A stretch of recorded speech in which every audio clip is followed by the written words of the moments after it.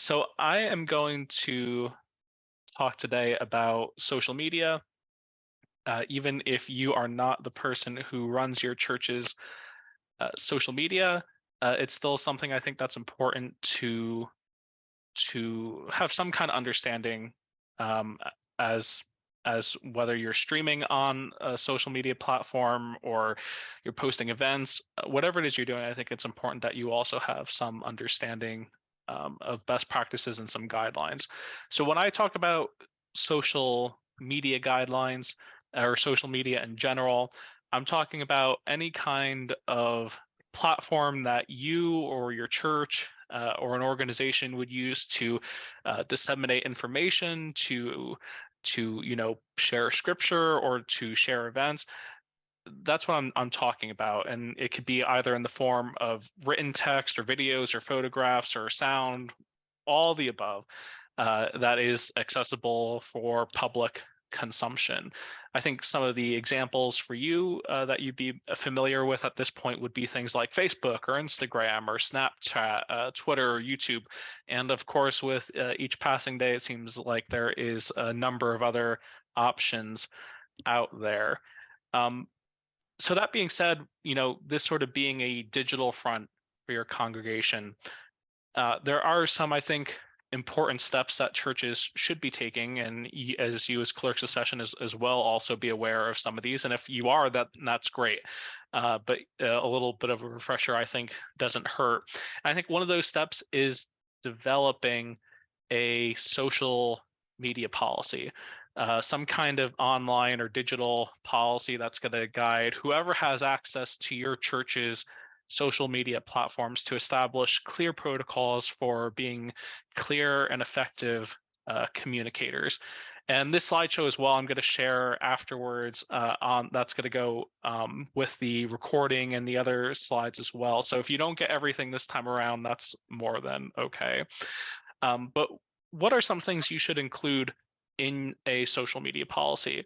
I think you should first define whatever your scope, whatever the purpose of your virtual or digital ministry is going to be. You should determine how you are going to communicate with others in the form of, for example, live streaming or just written devotionals or photos. You should be aware in a policy things like copyright infringement. I know that we often talk about things like getting copyright for your church in terms of live streaming music, but there's also other considerations such as, are you sharing artwork that's copyright, artwork that's not in public domain?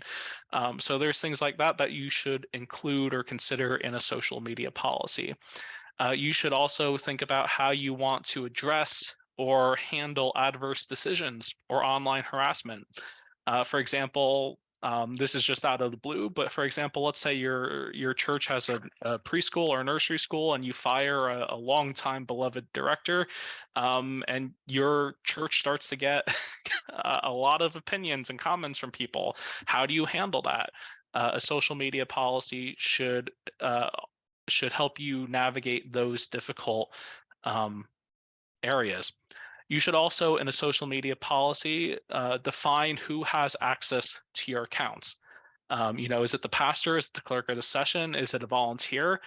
All the above. You should be considering who has access to these accounts, because again, whatever they're going to be doing online is a representation of your church online as well. Also, you should, in a social media policy, define what is a bannable offense. For example, blocking someone permanently from a church Facebook page or Instagram or YouTube channel.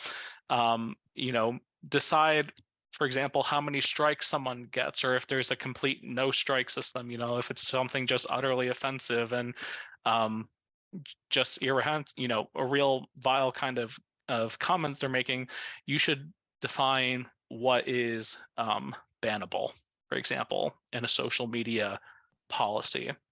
And I lay all that out in terms of helping you to think about a social media policy in relationship to your church, because it plays into some of the better practices that you should be doing, should be considering in your church as well. Things that you should be doing regularly, such as reviewing who has access, as I said before, who has access to your church's social media.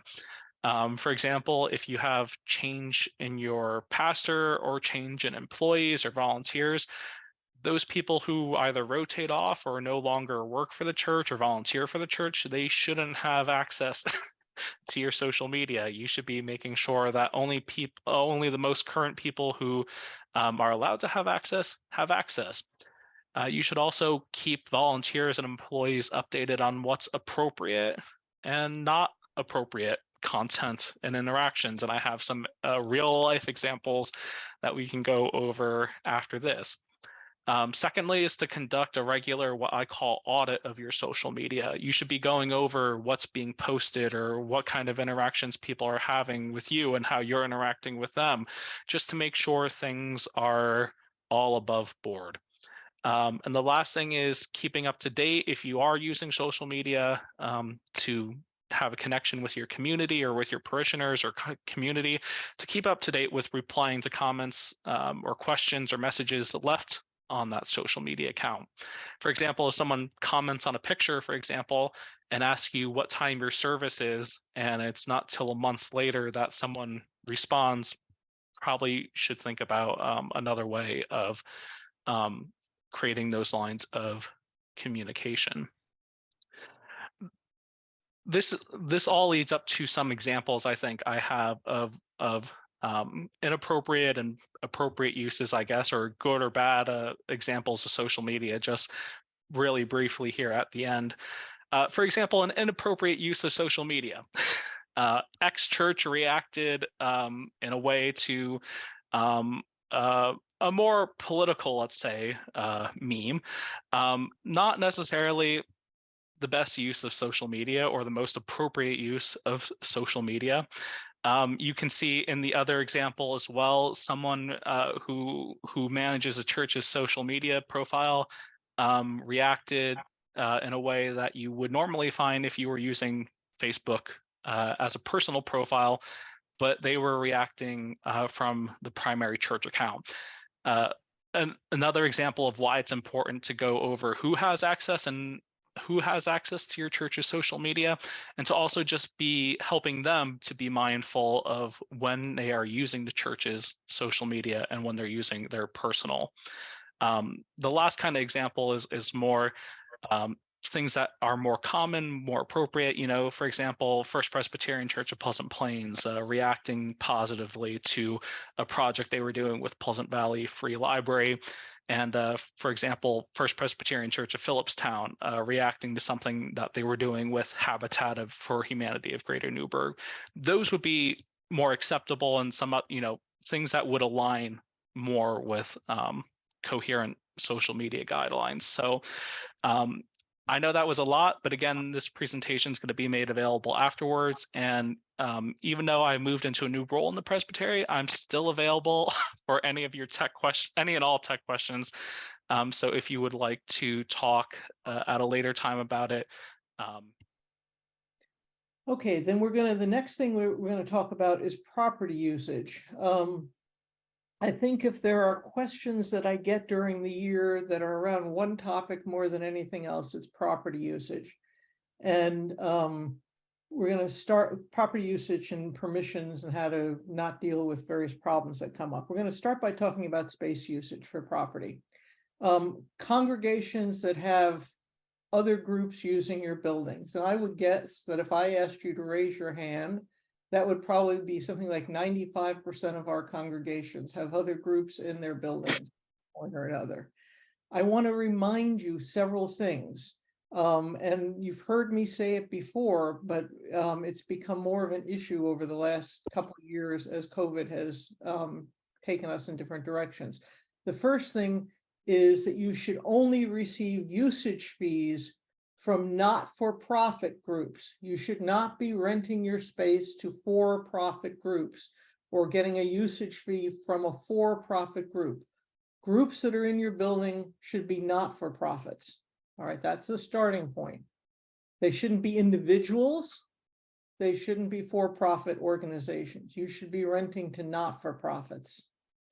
The second thing is that you should only let not-for-profit groups that are in keeping with your mission be in your building. And why is that important? Because one of the tests that are going to come up if you're ever questioned about whether these groups should be there or not is, have you somewhere in your minutes justified why this group makes sense based on what your own mission is?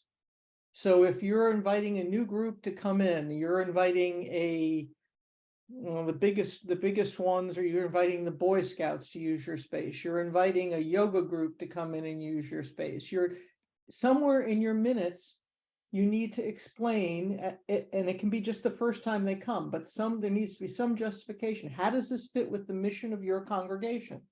Because remember, the reason you're being given your space tax-free, that you're not paying tax on that space, is because you have a mission that has been approved as a religious mission. So how does it fit to have this group in that space? And that will be very different depending on the congregation, but it needs to be somewhere in your minutes. The third thing to say that goes with it is the usage fee income from the not-for-profit group needs to go back into the building for the upkeep of the space the group is using. Do not put it in your general operating budget. All right. Do not just run it in. It becomes part of the salary you're using to pay your minister. That's not a good thing to be doing, and it will create tax problems. Instead, if I'm renting your children's house, your fellowship hall, right? And that's where you're getting the income. The money needs to go back into that fellowship hall. It can go for the wear and tear of the floor. It can go for the heat. It can go for the cleaning of that space. It can go for and related spaces. So obviously people in there may need to use a bathroom. So it can be used for cleaning the bathroom, or toilet paper, and paper towels, but you need to be able to justify why you're getting that usage fee for that space. And that requires some bookkeeping, right? Some justification of how you came up with that fee for that space. So that's important. Doing anything else means you're taking a huge chance with your tax status. Just as if you, for instance, rent out your manse without putting it back on the tax rolls does, right? And I'm also aware of a good number of congregations that take that chance. I've had calls from clerks and from ministers that have said, do you know about my town? If we take this chance, are they apt to be a town that's going to come after me or not? Right. And the answer is, it's too hard in this day and age to tell. Villages and towns and counties are hurting for money themselves.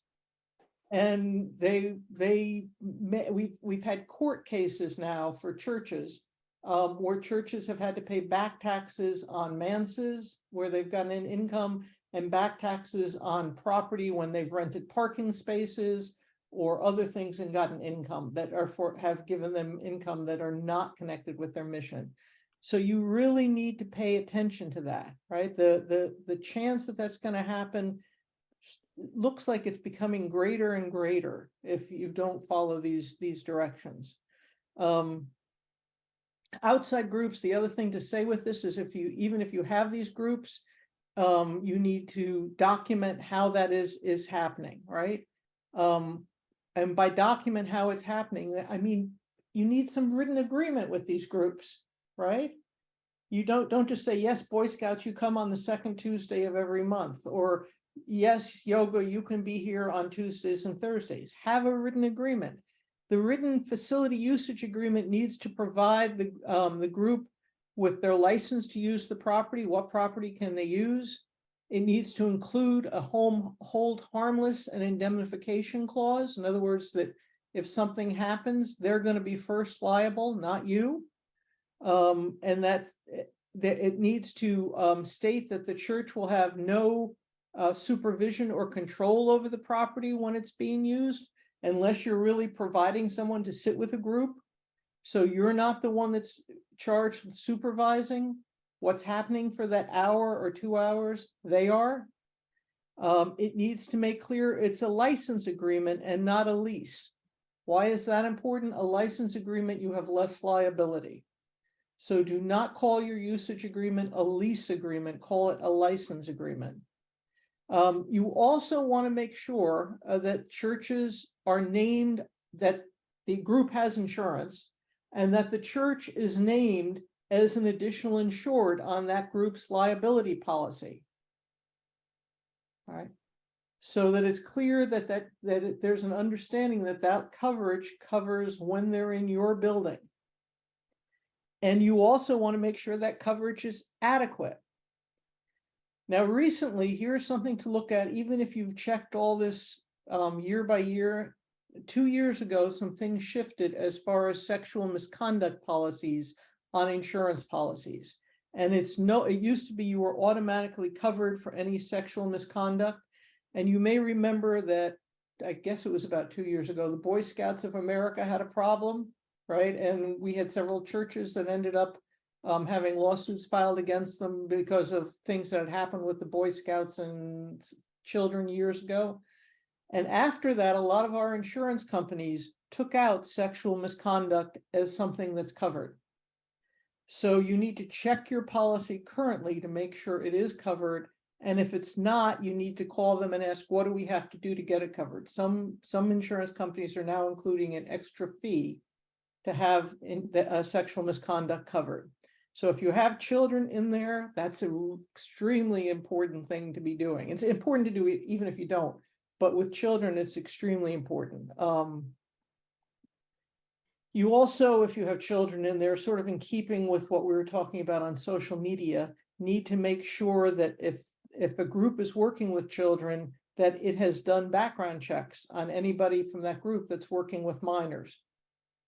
All right, so that you don't, because what we saw with the Boy Scout suit, for instance, is the Boy Scouts were providing the troop leaders, but the church was secondarily liable, and their churches are now being sued for having had the Boy Scout troop in there. So again, you want to make sure that those background checks have been done, so that if you were sued, you can say, as a secondary group, we did everything we possibly could. We provided, we asked for background checks, we made sure there was insurance, we did what we could. So those are starting points for property usage. The other thing that I want to flag for property is property permissions. So if your congregation is going to acquire a piece of property, and that can be by purchase or by gift, acquire it in any way, or you're going to encumber a piece of property, you're going to take out a mortgage of any amount for a length of time, or you're going to give an easement, and an easement can be the telephone company wants to run a new line over your property or under your property, or the cable companies need to go through your property, or that's an easement, anything like that. Or if you're going to lease a piece of property for a term of more than 5 years, or you're going to lease a piece of property for worship by another group, you have to get written permission of the presbytery to do that. All right, so if you are renting your space to another worshiping community, let's say, you must get presbytery's permission. All right. If you are leasing your property for more than 5 years to somebody, you can do a year-by-year lease, and it can be the 5th year, 6th year, 7th year, that's fine. But you're giving a lease for more than 5 years, you must get the presbytery's permission to do that. How do you do that? You contact our property committee. And right now, Reverend Lynn Brown from Pleasant Valley is the chair of that committee. So you would write her and you'd say, we're planning on leasing our property for worship to the following group or groups. We need you to sign off on this. And the reason for that is the presbyteries being protective of you. I want to be clear that this is not a we're trying to make it harder for you type thing. It's a protection of you. What the property committee will do is look at the terms that are in the lease that you're talking about. We'll look at how the building is being used. We'll know the lawsuits and so forth that you don't know necessarily. And we'll say, well, you might want to add this clause, or before you do it, have you thought about this? Or maybe you only want to do this on a year by year with an option, to renew each year for a while because of this issue.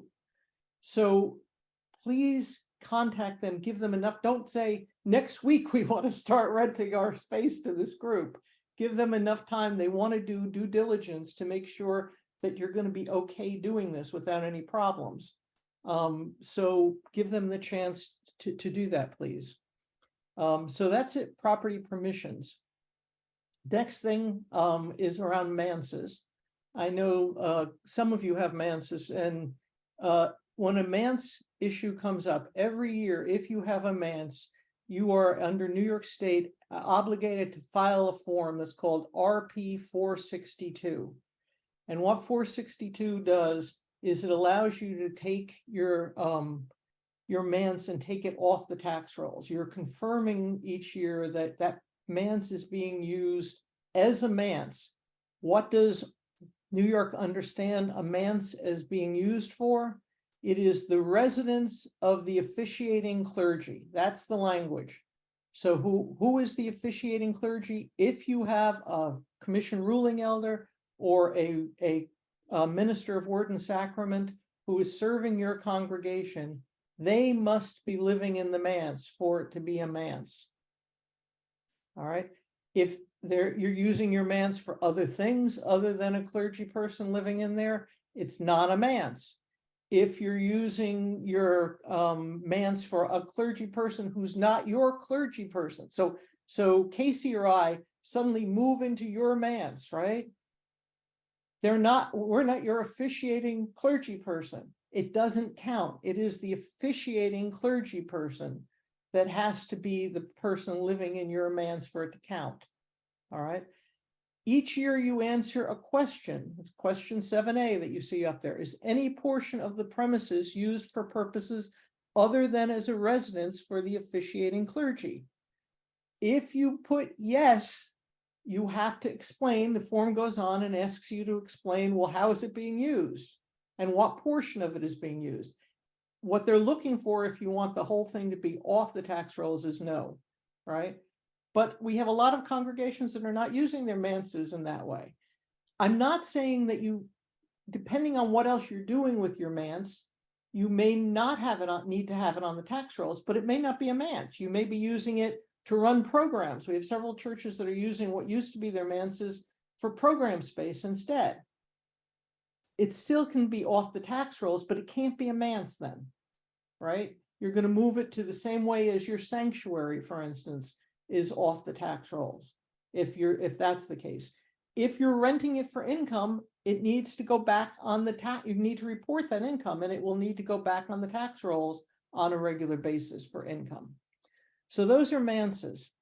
Some congregations don't have manses for their ministers. They give a housing allowance instead. Casey, if you can go to the next slide. So for housing allowance, we're all obligated to file the publications, to follow the rules of the publication of the IRS 517.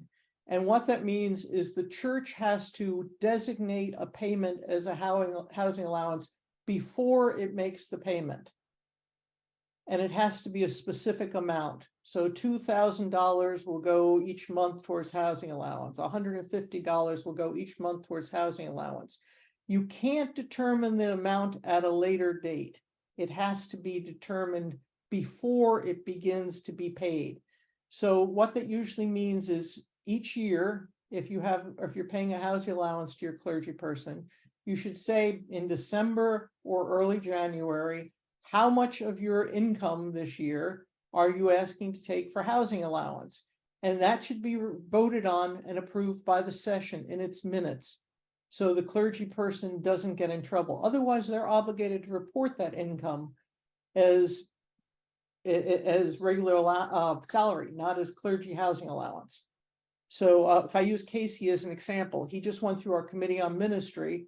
He now has a housing allowance in his current position that starts tomorrow. He had to have that approved ahead of time by our committee on ministry, the equivalent of your session, in order for him May 1st to be able to take his housing allowance as housing allowance, right? So this is an important thing that we've had ministers that have had problems when they file their taxes because we've had congregations miss this. So every year you need to do this. I want to look at manuals of operation. one of you asked this year, when I asked you to include a copy of your minutes and also your cover your declaration page from your insurance, why we do that. And it's because the denomination asks us to technically be checking all of these things. It's unrealistic to be checking all of these things every year. And so we have in some years checked child protection policies. We have some years checked, like this year, minutes and insurance. We have some years checked sexual misconduct and boundary policies. We probably at some point, the denomination is now requiring every congregation to have an anti-racism policy. And we will be putting out a boilerplate, and we'll be asking you in a year or two probably to check that. One of the things since the new form of government began that you're supposed to be having is a manual of operations. So I'm flagging it for you today because I don't want you to be surprised when on the checklist next time you see manual, send in a copy of your manual of operations, right? I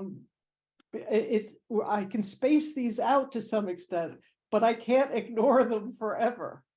And so because of that, that will be the next thing up is manuals of operation. So we're going to go through what would be in your manual of operation with the hope that you have basically a year to gather these pieces of information and put them together before you submit them next year. Okay, so manuals of operation, what's still called the new form of government. It's now 12 years old, but the new form of government tried to create flexibility and diversity and saying each congregation doesn't need to be the same. And so it took out a lot of specific requirements that had been spelled out in the old form of government, as far as how you make announcements in the congregation, what kind of structure you have, how often you have to have communion, how a lot of those things disappeared. And it said what you need to do instead is spell that out in a manual of administrative operations. So technically, beginning 2011, you should have had a manual of operations put together. All right. I'm going to go through what's in it in case you don't. But here's the starting point. What goes into a manual of operations? The first thing are the originating documents. That includes your congregation's original charter or organizing covenant, and if there are charter members, who those were. Your articles of incorporation, your deed to the property, your bylaws, your mission statement, and a copy of your last annual meeting report. So if you do an annual meeting, and you should be doing at least one a year, right? A copy of that should go in as well. Those are your originating documents. Those are the documents that if you get asked legal questions, for instance, the average court is going to ask to see. They want to know, well, do you really own the property that you're being sued about, or that you're asking to do this on, or show me your articles of incorporation and your deed, right? If you're show me your bylaws that say you can do that. So those are the originating documents, the starting point, the first group of materials that need to be gathered.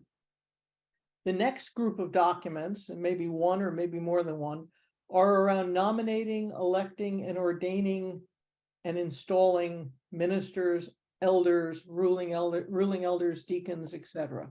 This includes a description of the composition and work of the nominating committee, if that's not in your bylaws.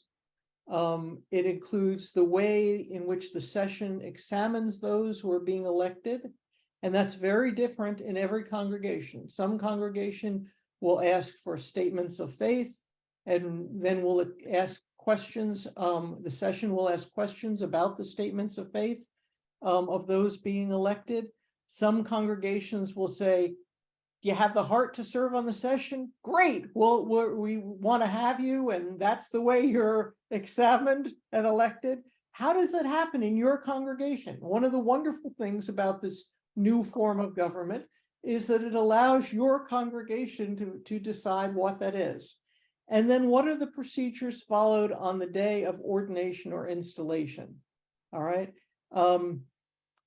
it can include the way in which you actually do the examination. To some extent, the questions are spelled out in the book of order, right? But how do you choose what that day is? Who's asking the questions? What is the process that goes with that? It's surrounding the details of the book of order questions. And you need something in that. It can be very simple. This can be a 2-line paragraph, right? The composition of the nominating committee is 3 ruling elders, 1 deacon, and 5 members at large. All right, from the congregation. It is elected at the annual meeting. People who are nominated by the nominating committee will be examined by meeting with the session, and the session will explain to them what they're doing and ask questions about their interest in doing that. And on the day of the installation, each of those people will be, your choice, present in the sanctuary or attending by Zoom or present in some way, and will answer the questions. It doesn't have to be complicated, but it has to be there. All right, so that's the second thing in your manual of operations. Third section of the manual of operations is around personnel. And we've had occasions where this is really, really important. When things get difficult with a member of the staff, it's usually here that we have the problem. There needs to be a position description for each church staff position. That can be paid or that can be volunteer. But there needs to be a position description there. So if you have an office manager or a church secretary, what is their position description? Who do they report to? How many hours are they being paid? If they have problems, who do they talk to, right? If you have a sexton or somebody's doing work around your property, what is that? If you have a treasurer, whether the treasurer is a volunteer or a paid treasurer, they need a position description. Choir director needs a position description. If you have, I was in a congregation today that had wonderful music with several paid musicians. They need a position description. All right. So a position description for each church staff position. And you need to look at it regularly. Ministers have a position description when they come in. When you hire them and you do a MIF, right, the actual search for the minister, you do a position description. But you may want to update that. If you have a minister who's been there for 15 or 20 years, the position description may not be the same as it was. And so you need a position description then for that minister as well. So all those things go into the manual. And how do you do performance reviews for these people? That needs to be in there as well. How do you compensate people, right? Who are what kind of review do they get for compensation? Who does that? Right? Those all need to go into your personnel section of your manual of operation. And now we have the requirement by New York State that every year, every church employee has to do sexual harassment training. You'll notice that if you did the checklist this year, one of the things was, is there something in your minutes that shows that your staff has done that, right? Every year that has to happen. How is that tracked? Whose responsibility is that? Is that your office manager? Is it you as the clerk of session? Are you assuming the pastor is going to play that role and track that? And along with that, New York State also has a policy for employees that for each hour worked, you get a certain amount of sick time, right? That has to be there minimally. Who's tracking that? That needs to be in your personnel section of your manual of operations. Mariah?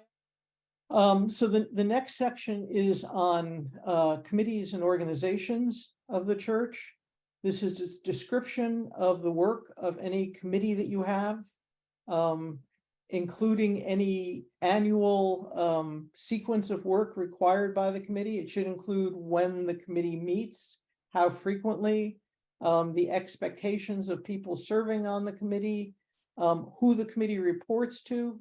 Does it have any right to make decisions without the session signing off on it? Or does any decision that the committee makes have to go back to the session? All right, so that should be in your manual. It doesn't have to be in huge detail, but all your committees should be listed there. Questions on that? Okay, then the section after that would be finances. And it would include a copy of your current church budget, a description of the procedure for stewardship and for pledging. How does that happen? And procedures for counting and depositing the Sunday offering. And that's a very important, that may sound like a small thing to put in there, but it's a very important thing. Whose obligation is it? So when the offering is collected, if it's collected physically in this day and age, whose obligation is it to make sure that that gets deposited? Who signs off to make sure especially if it's cash coming in, the cash is counted and deposited the right way? If you have deposits being done online, who's checking them and making sure that they are being accounted, so people are getting statements for those deposits at whatever frequency you offer doing it? That those procedures need to be spelled out in your manual of operations. The sixth section is around worship and stewardship and worship and sacraments, and it includes how do you cancel a worship service? We learned this during COVID, right? Suddenly we were not having worship services, and people said, well, how do we let people know? What are we supposed to do? Or it's bad weather and we're going to go on Zoom. How do you let people know? What are your instructions for your ushers and your greeters? And that may sound like a small thing, but it's often ushers and greeters who are the people who, if there's an emergency in your building, right, are going to be the ones on Sunday morning who are going to handle getting people out of the building. So we had one congregation several weeks ago that had a problem with its foundation during worship, right? And it's the ushers and greeters who, everybody got out and it worked out well and they went into fellowship hall for worship, but it's the ushers and greeters who technically are charged with that. What are their instructions? If you have fire extinguishers in your sanctuary, where are they and how do the ushers or greeters know? If you have an emergency first aid kit, if you have other things that are there, what do ushers and greeters, how do they know these things? If you have wheelchairs, if somebody gets hurt, where are they? How do the ushers and greeters know, right? So those kinds of very practical instructions, as well as one of you will stand in the back and one of you will stand by the side door and you will do, those get spelled out. Instructions for those preparing or serving communion. How does that happen? Right.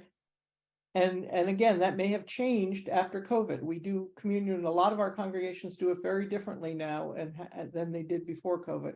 And then the same thing around baptism assistance. If you're having an elder assisting in a baptism, what are the procedures for doing that? I ended up, I guess it was 3 years after I started this job, going to do a baptism in a congregation. And I got there and yes, there was an elder assisting me. And the elder said to me, so what do I do?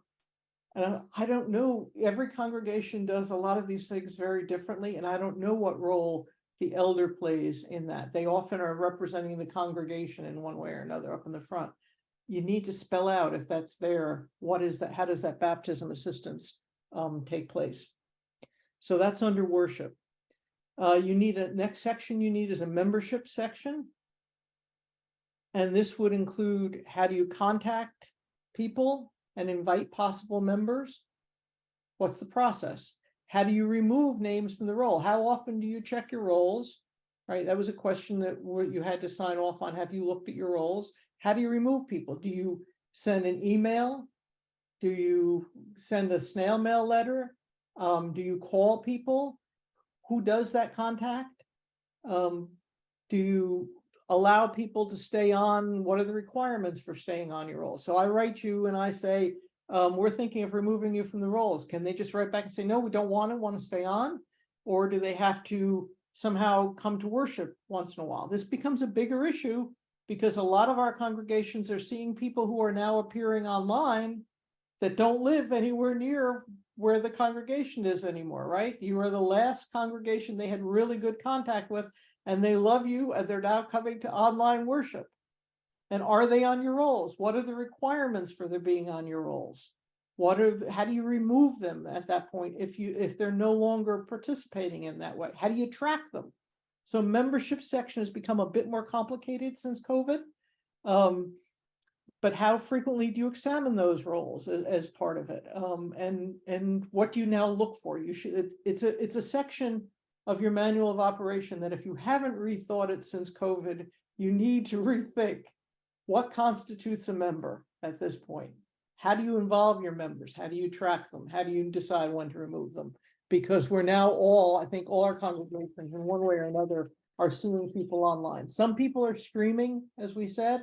That's a little easier. You can see the names appear. If you're instead sending out something afterwards, how do you know who's attending in that way?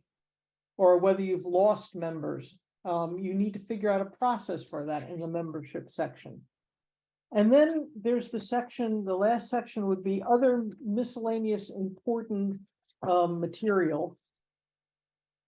And this is where you would have any material for presbytery related material. So who's coming to the presbytery meetings? How do you decide that for your congregation?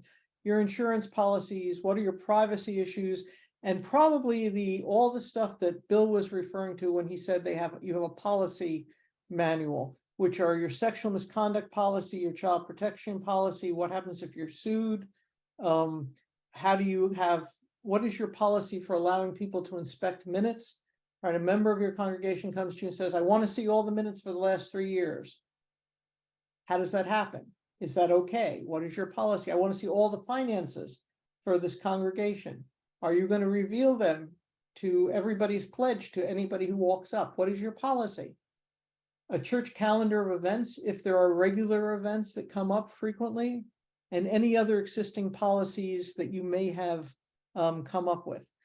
The goal of this manual is that to have a manual of operations available so a new person becomes a member of your session, right? And you want them to know what's going on.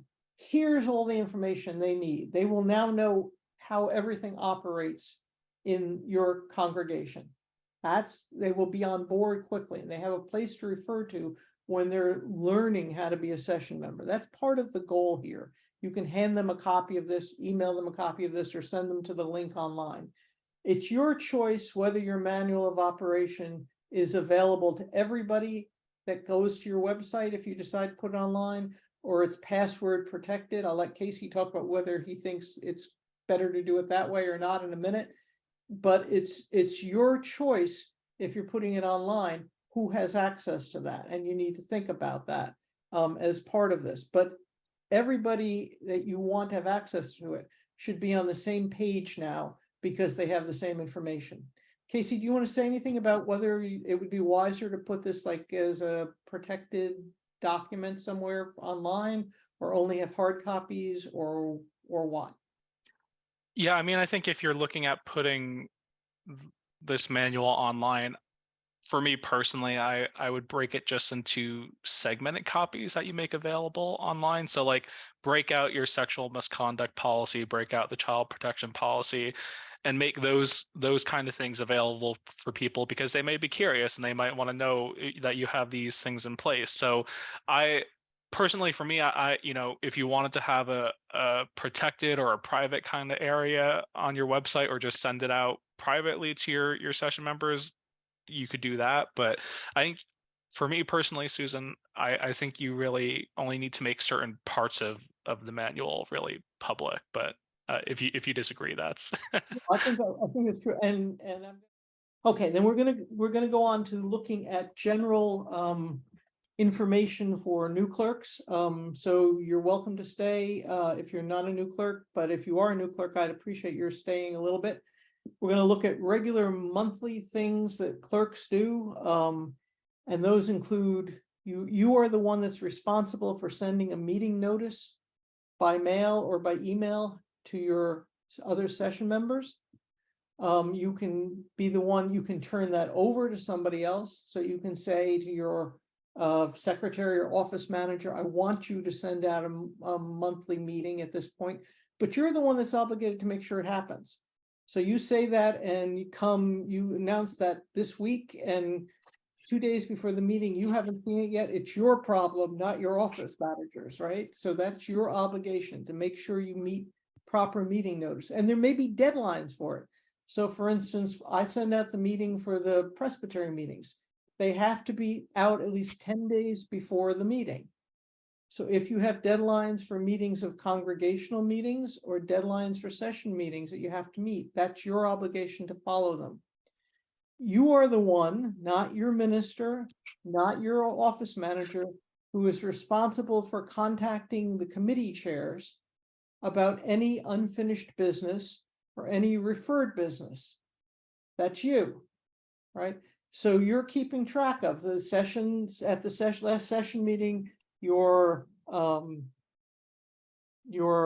finance committee said, we will come back at the next session meeting with this report about the issue that we were talking about. It's your obligation to be the one to contact the chair of the finance committee and say, I just want to make sure you're coming back and reporting for us this month, because you promised that you would do that when we left the last meeting. So you have those kinds of responsibilities. You are to ask, ideally, to make your minutes a little easier to do, any recommendations that come into you that are going to be motions and so forth, to have them in writing ahead of time if you can, if they're coming from your committees. Casey, can you hit the forward a little bit? There we go. Perfect. Thank you. And it's you who, along with your moderator of your session, whether that's your minister or whether it's somebody coming in from outside to moderate your session, you're the person who develops the agenda. All right. The agenda is not put together only by the minister. You're the one tracking the business. You're the one making sure whose job it is, according to the Book of Order, to make sure that the session is doing the things it needs to do. So you build that agenda. You can have items on that agenda that are consent agenda items. All right. And if you do, that's a fine thing. Anything that's not going to be controversial, like approving the former month's minutes or approving the agenda, or in some cases approving committee reports, right? Any of those things can be put on a consent agenda. You need to mark them somehow, put a C next to them, or put them in a different color, or bold them, or however you want to put them on the agenda. They can all be voted in one vote rather than having to vote one after another of items. And that frees time, right, so that you can do other things.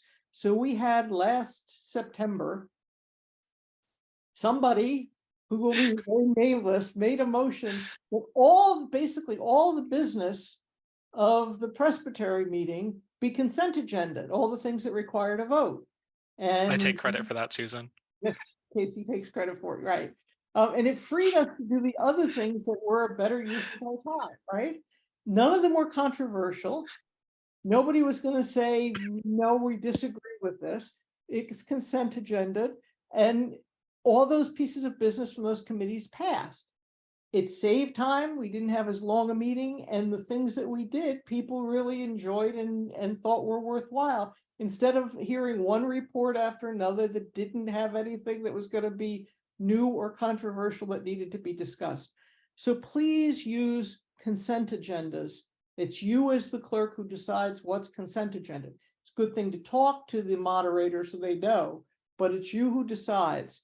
And those can be receiving reports from subcommittees, approving minutes from the last meeting, motions from subcommittees that don't need, or committees that don't need any discussion. Any of those things can be consent agenda.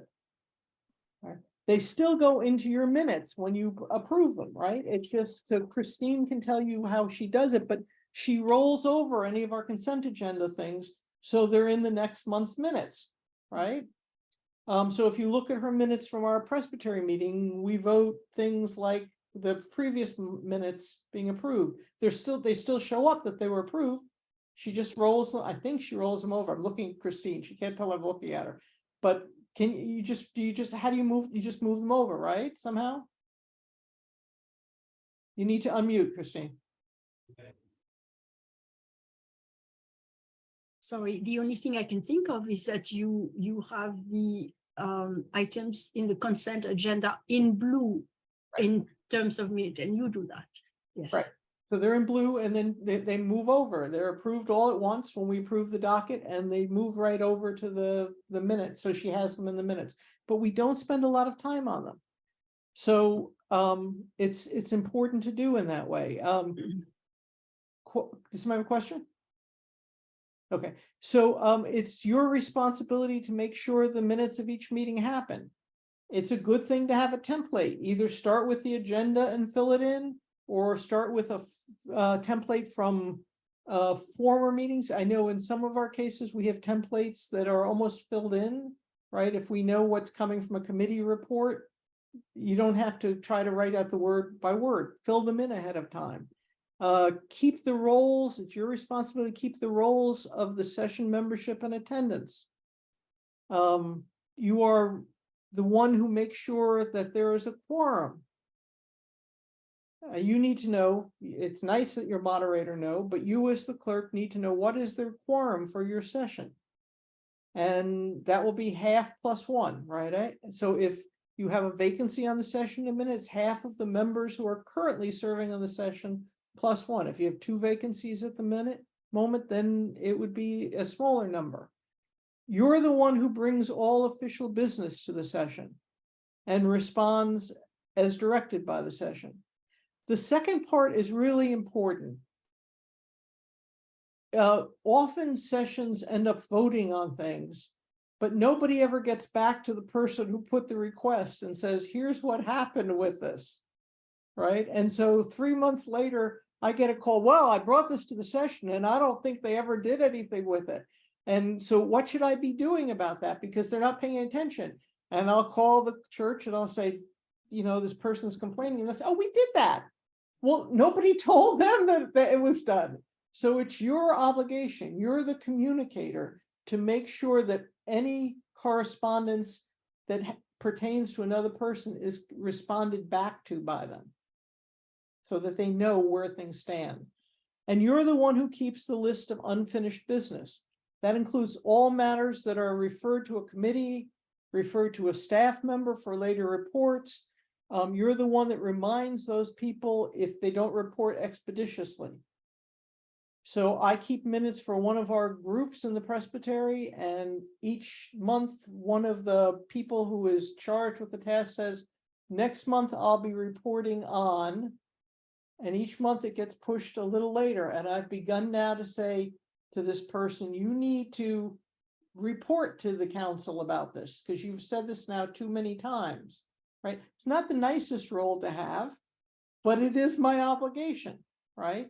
Same for you, it's your obligation. And you also keep a list or a statement. You may want to make a statement of the highlights of the meeting. Not everything in the session meeting are going to be things that the average congregation member are going to care about. But if you have a newsletter or you have a Facebook page, or you want to do a digest or highlight of the meeting that goes up. Here are the new things that happened. This new person started chairing this committee, or this committee came up with this wonderful project that we're working on, or we approve this new group to be in our space in this way, or we're putting in a garden outside and we're excited about that, or whatever it is that you're the one that would prepare that highlight of the meeting, ideally. So that the word gets out to the rest of the congregation. So those are tasks of the clerk specifically. And the main thing that a clerk of session is responsible for is maintaining those minutes, and then annually doing some things. So annually, among the things you need to do is you need to complete an annual statistical report by the deadline. I don't have any say on that deadline. I wish I did. I don't like when it comes up in the year. It starts just before Christmas and we're all focused on Advent. And then there's the new year and we're all focused on the new year. And suddenly it's the deadline. But it's not my deadline. I can't change it for you. You have to put in your annual statistical report. It is a requirement of the denomination that we're obligated to come up with when it doesn't happen. And one of the ways that happens is to say that we've got a lot of wonderful different grant opportunities, and we'll have even more of those this year, beginning September. You have to have filed your statistical report to be able to qualify for any of those grants or loans. So you should also be getting a link. I don't get this, so I can't give it to you. It's supposed to come to each congregation for the clerk's annual questionnaire. It's mailed directly from Louisville, emailed directly from Louisville to you. This comes out towards the end of the year. Again, why they put it during Advent is beyond me, but that's where it is. And it's a completely different report from the annual statistical report. They cover some of the same ground. You're asked to fill that out. That's not one of the things the presbytery is obligated to follow up on for you. So it's much more discretionary for you, but the denomination would like you to do that each year. You are required as well to return other paperwork that is requested either by me as the stated clerk, or by the deadlines that are there. This is, for instance, you get a terms of call. We are still for, I think it's 12 of your congregations trying to get your terms of call for the ministers. Each year, if you have a stated supply pastor or an interim pastor, those need to be submitted at the beginning of the year. Again, part of it is because of housing allowance or manse for the person. They otherwise are in trouble if you don't submit it. Church information forms, if you're, or ministry information forms, if you're looking to hire somebody, those kinds of things need to be done. That's you as the clerk that's responsible. Each year we do a necrology report. I wish there was another term we could use for it. This is what the denomination calls it. But it is a list of the ruling elders who have passed away in your church over the last year. And it's read at a spring meeting of the presbytery during worship. It doesn't mean that they were necessarily a ruling elder when they were at your congregation. They were a ruling elder at some point in their life, and they died when they were a member of your congregation. Then you submit their names for the necrology. And then the thing that probably most of you remember is we have a review of the previous year's session minutes. You've just finished that, right? And those are part of your responsibility as the clerk to have those done. Again, those are a requirement for grants and loans. So congregations that don't have that done, the names go to the grant committee, the staff and the chair, so that they know that that obligation hasn't been met. And it changes a little bit each year what's requested, again, because of the denominational requirements for so much information from you that it seems easier to split it up every couple of years instead of requiring all of it in 1 year. And then the other obligation that you have is to communicate dates for the presbytery meetings to the session so that you have ruling elders that are elected. And at some point in your annual minutes, it should show up how you've chosen the people to come to your session meetings, to the presbytery meetings. So those are annual obligations. The other obligation that as clerk you have are around keeping the rolls and registers of a congregation. Write out an outline ahead of time of what goes in them to make it easier, and keep a copy of your minutes review sheet with you, what needs to go in there. What I mean by that is, so the sheet that you just finished filling out with page numbers, right, for the minute review, you know, generally those are going to be the same. The difference for next year will be it will ask for a manual of operations, right? It will not ask you for your declaration page or the copy of your minutes. It will ask you for your copy of your manual of operations. But otherwise, that form will be pretty much the same. Keep that in front of you to make sure those things are happening. Make sure your meetings minutes show that you open and close the meeting with prayer. All right, that is a requirement. Show basic locating information. And what I mean by that is, are you meeting by Zoom? Are you meeting at the church? Where are you meeting? What time are you meeting? So I'm meeting on May 21st by Zoom, right? You want to show those kinds of things. Moderator requirements. Who is moderating your meeting? Either you have your pastor moderating your meeting, or you should have a moderator appointed by the presbytery. One or the other should be there. for you, and you need to spell out who are your moderators. You want that down there ahead of time. You should be in touch with, if it's somebody from outside, it's your job to be in touch with them ahead of time to say, are you all set? Here's what we've got on the agenda, and to walk them through that agenda. If you have a moderator who's only coming in for 1 or 2 meetings, that's very important to do, and to flag for them any issues you think may be coming up, but they go in there. So moderator requirements, attendance, who's there, who's not there, right? Who's excused. Fine line, people ask me, are the people who don't come, are they excused or are they absent? That's your call. If you know why they're not there and you want to excuse them, even if they haven't asked for it, that's fine. A declaration of quorum. Your minutes must show that you had a quorum if you're voting on anything. And that's important for you to keep track of. If you are barely a quorum and people leave, you need to also keep track of the quorum for that. And by the way, attendance, you should be listing any guests that are also attending your meeting, right? And they should be listed as guests. And then the approval of your minutes of previous meetings. If the minutes are corrected, don't include the changes, just note that they were corrected, say the minutes as amended, because you will amend the previous minutes to reflect the changes. So you don't need to put them down. You should record any actions, not discussions. You do not want minutes that say, let me look at names here. Barbara said this, and then Patty Lynn said this, and then Marilyn said this, and then Don said this, and then that's not minutes, right? You do not want to do that. A discussion was had on whether we should have the barbecue in June or July. Moved, seconded, and approved having the barbecue on July 17th, right? That's enough. It is not a transcript.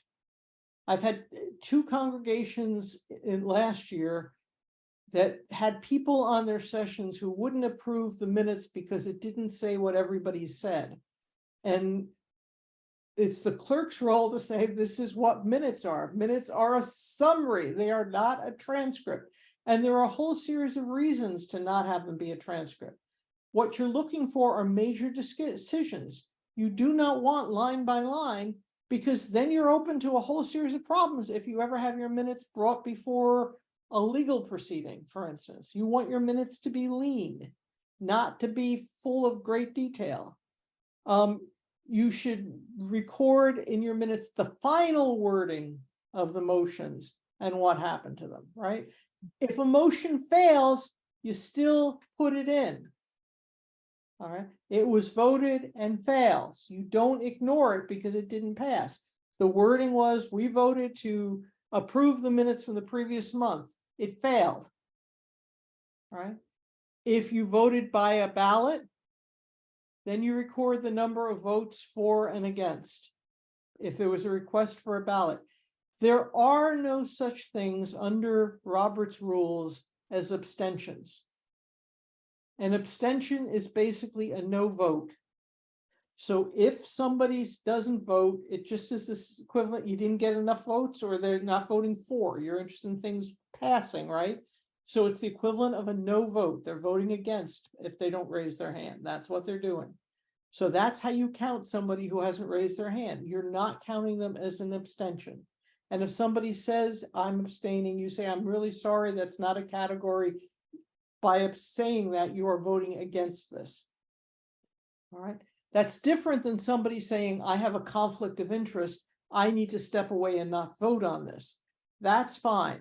Right. So it is my spouse that's being elected to something. Right.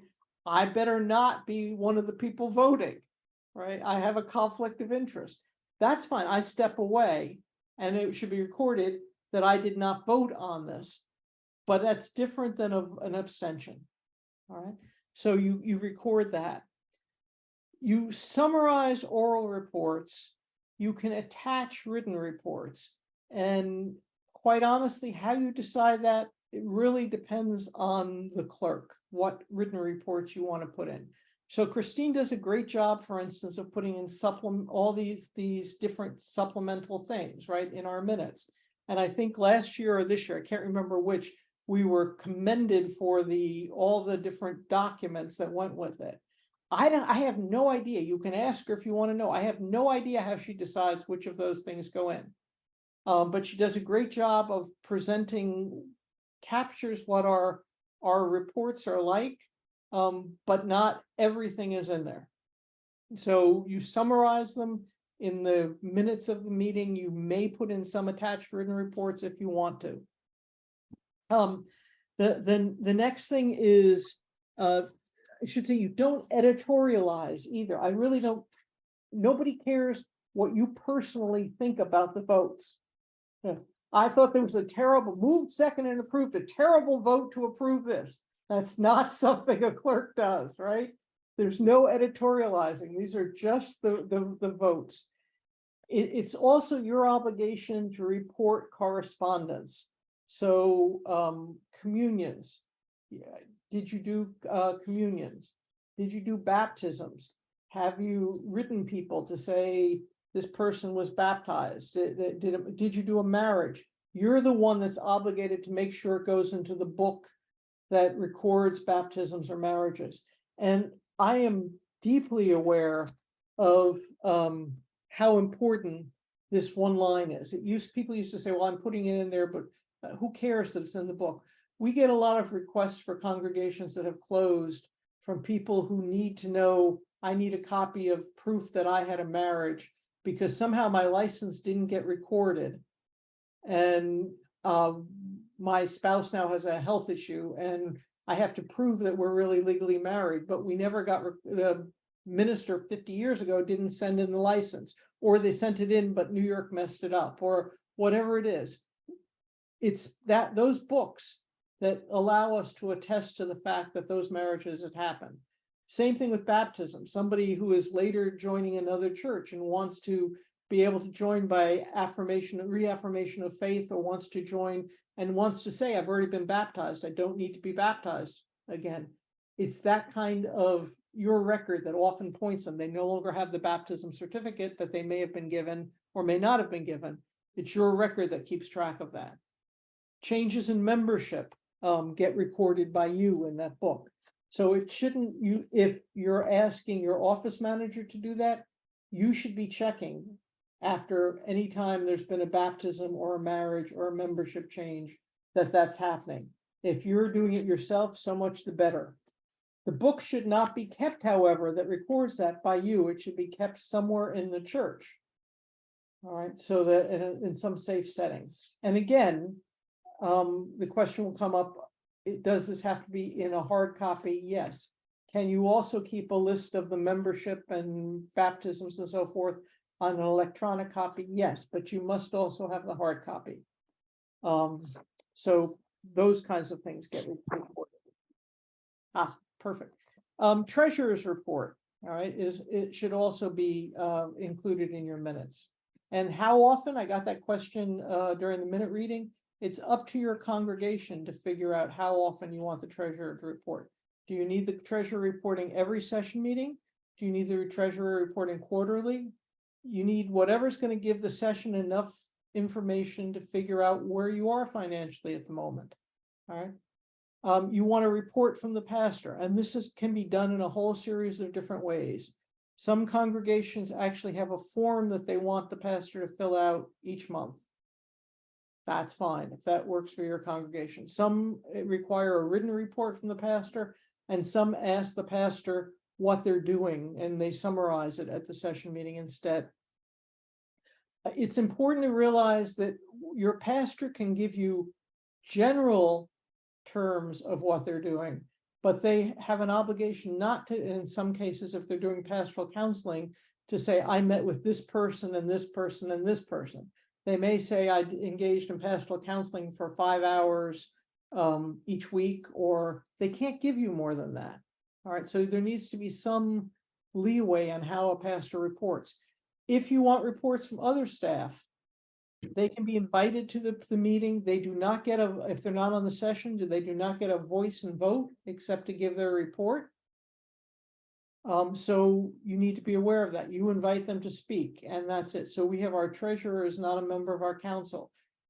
Gregory is invited to come in and give his report, one at each council meeting. And then he's excused because he's not a member of the council.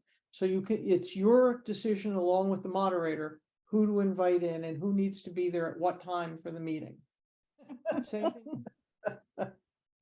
So please, when you have guest speakers, if they're not giving a report, if you invite somebody in, do not summarize in detail what the guest speaker said.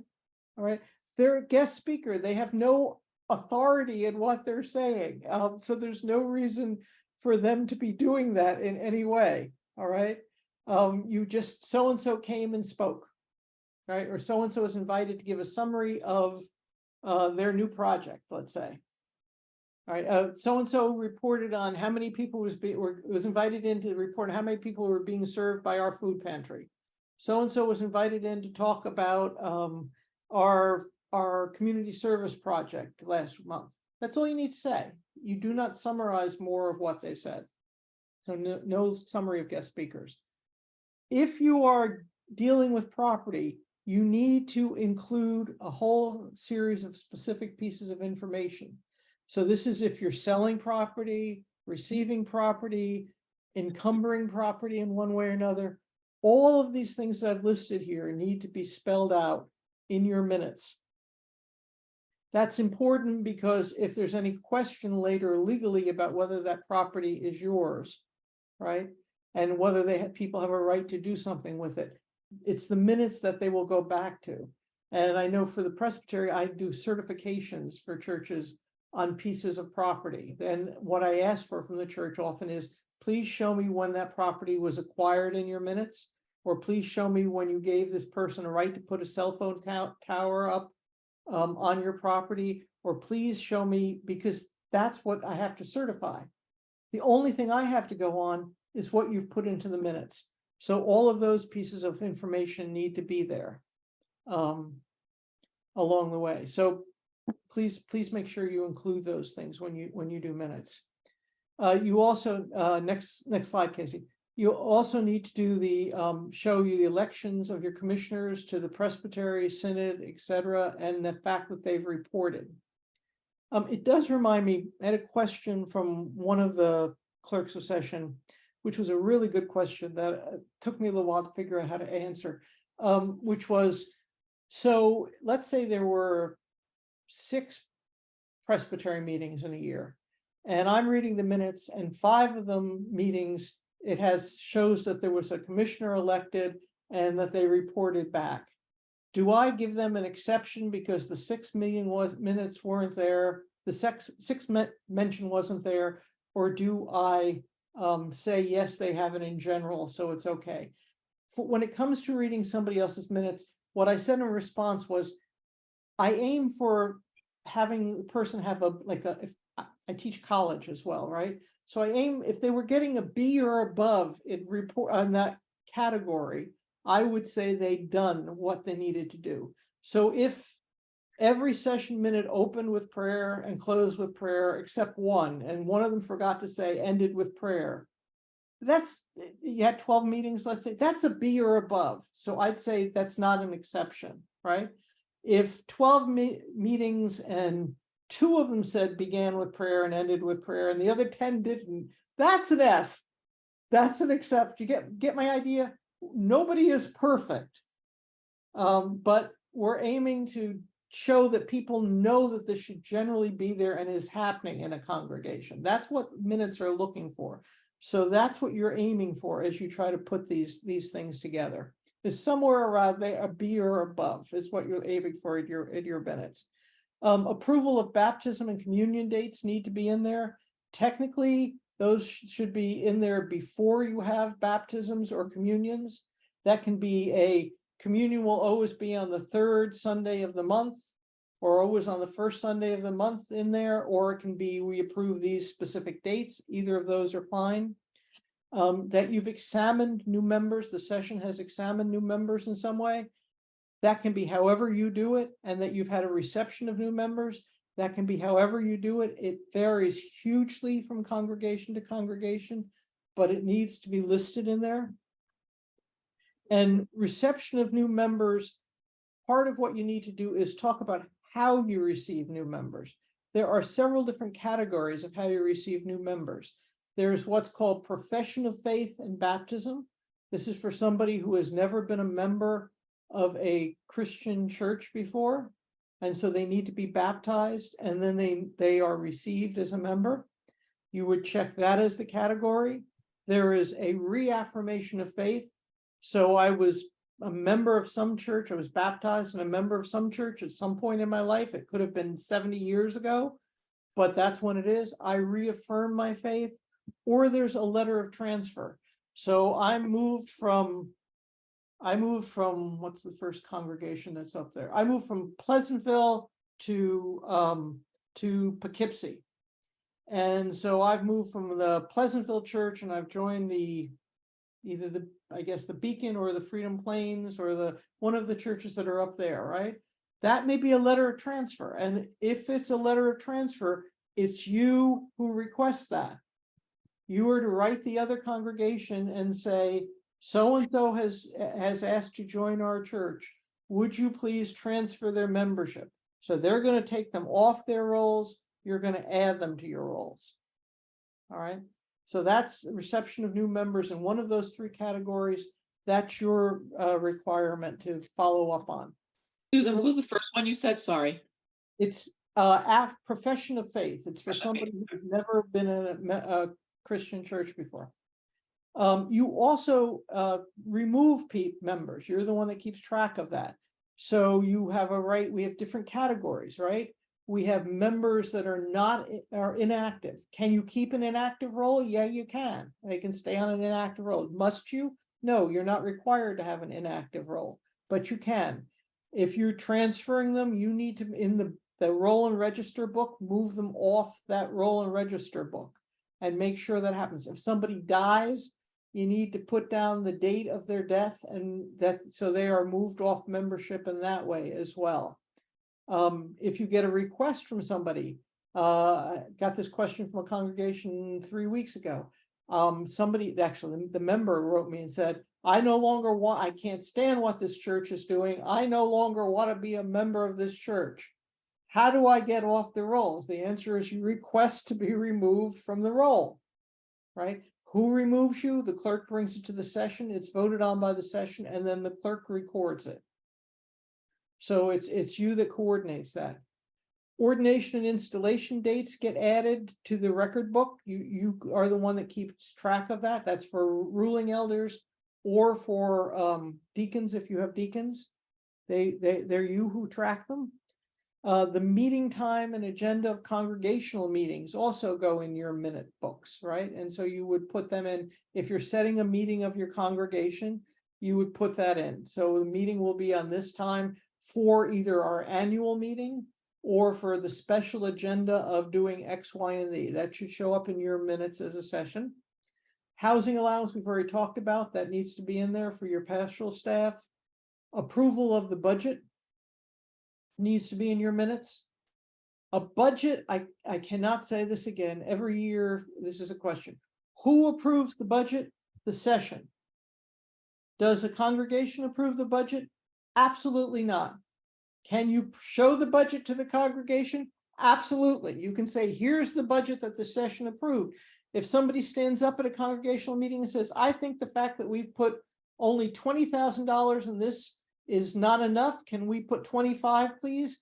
The answer from you as the clerk is, I will bring that back to the session and we will consider it. But you don't change it at a congregational meeting. It's the session that has the responsibility for the budget.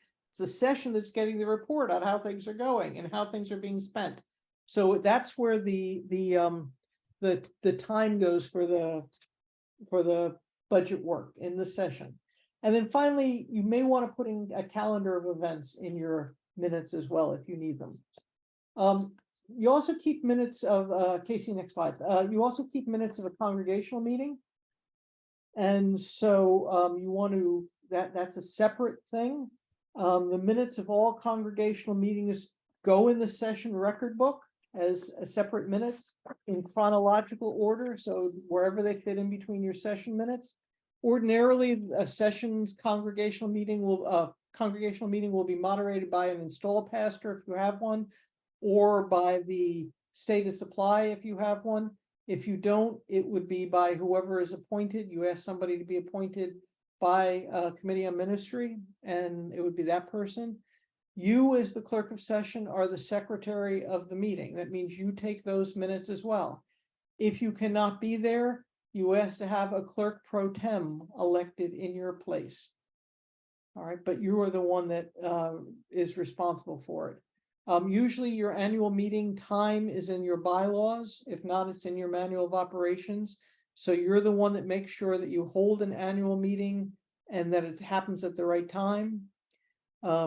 You can have other special meetings as necessary, and you spell out if you have a special meeting, it's you who must say what the business is. That's whether it's a special meeting of the congregation or a special meeting of the session. A special meeting can only do the minutes that it's called for. It has to be specific.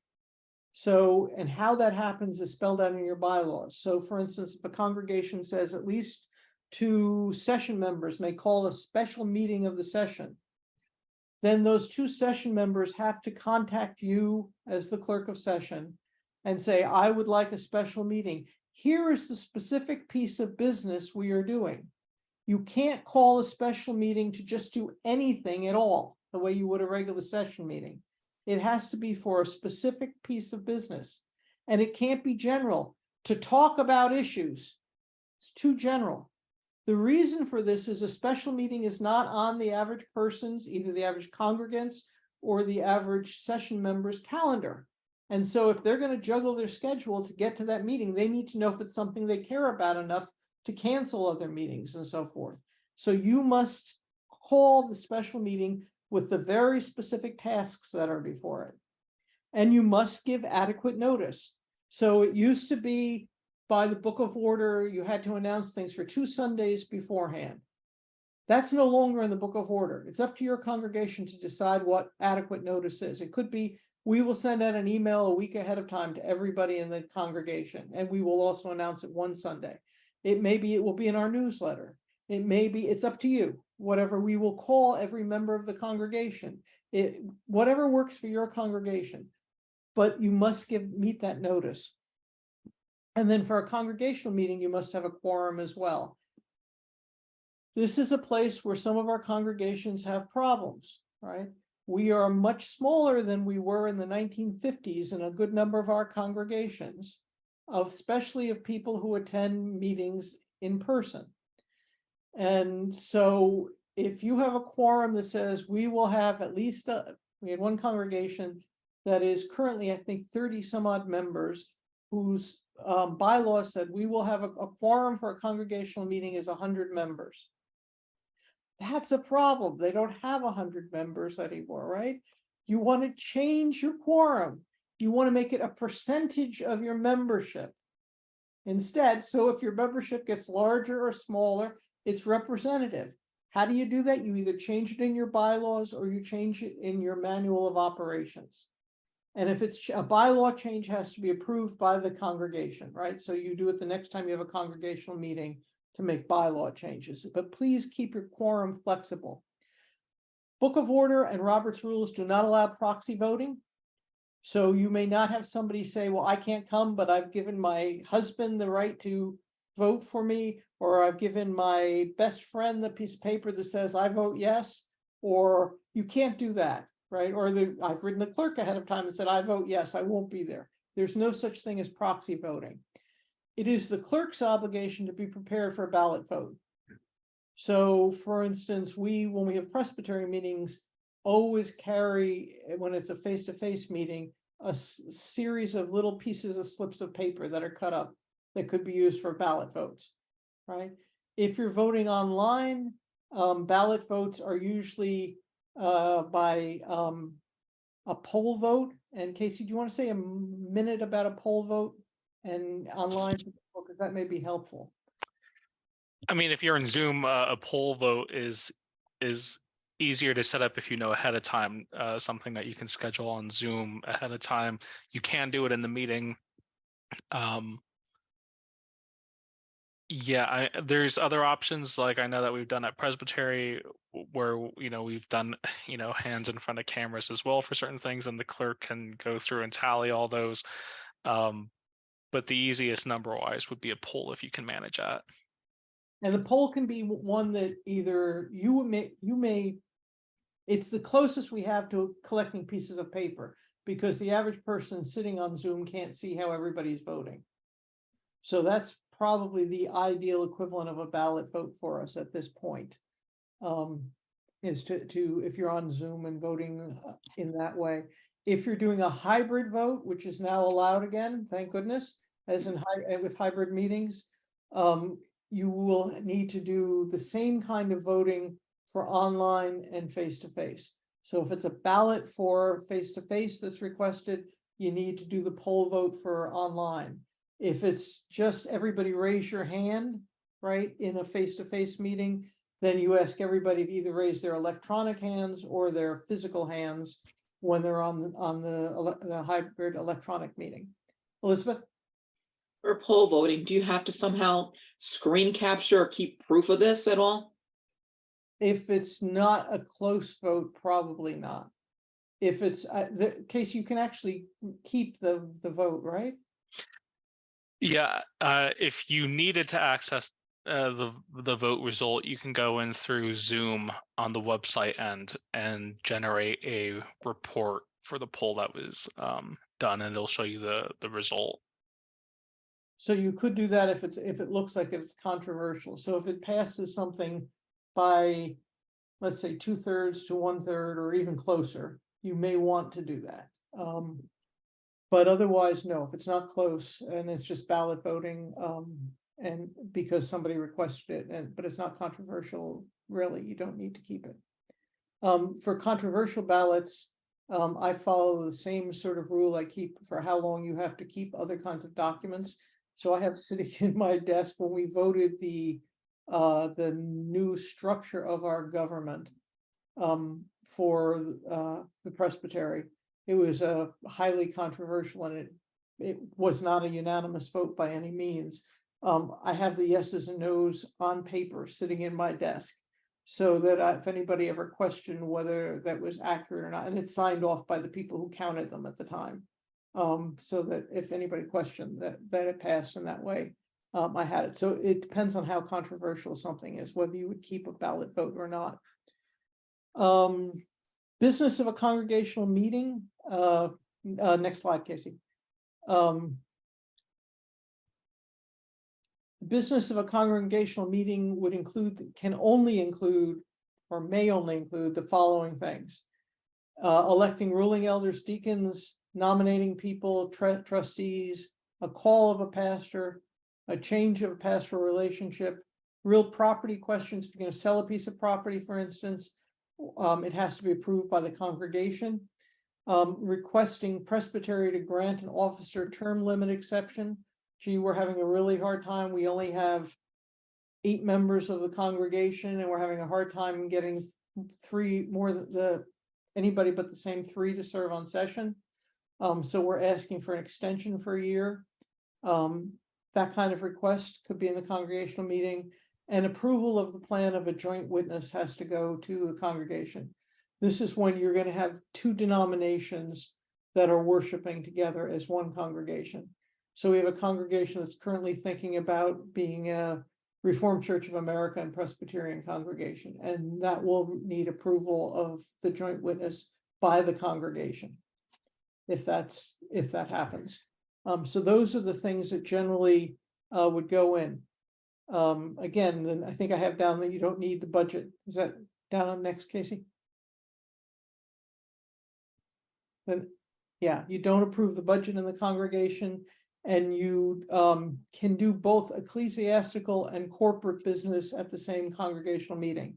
What I mean by that is, for instance, electing ruling elders or deacons is a ecclesiastical piece of business. Electing trustees is a corporate piece of business. selling real property is a corporate piece of business.